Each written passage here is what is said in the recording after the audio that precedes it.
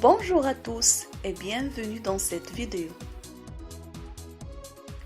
Dans cette vidéo, je vais vous présenter les gaz à effet de serre afin de vous aider à bien comprendre les enjeux du réchauffement climatique. Le terme de gaz à effet de serre fait peur aujourd'hui. Pourtant, sans gaz à effet de serre, la température moyenne de la planète serait de moins 18 degrés Celsius au lieu de 15 degrés actuels. Cela nous enveloppe naturellement d'une couverture gazeuse, autrement dit d'un effet de serre bénéfique. Pourquoi? Eh bien, parce que l'atmosphère capte la majeure partie des rayons infrarouges émis par la Terre. Il existe différents types de gaz à effet de serre.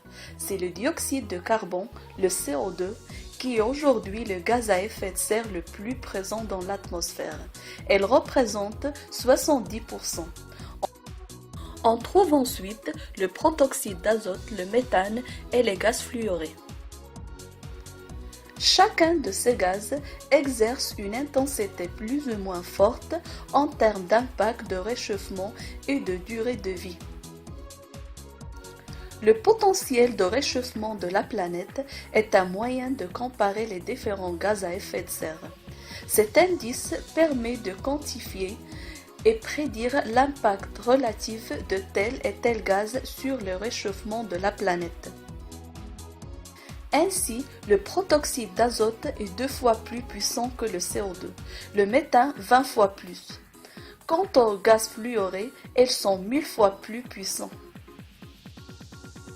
Les gaz fluorés représentent un cas particulier. Ils sont d'origine anthropique, c'est-à-dire dus à l'activité humaine.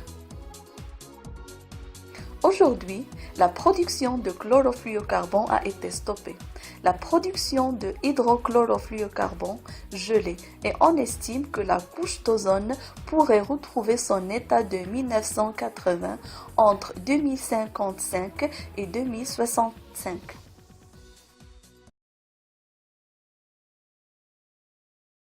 Created using Powtoon.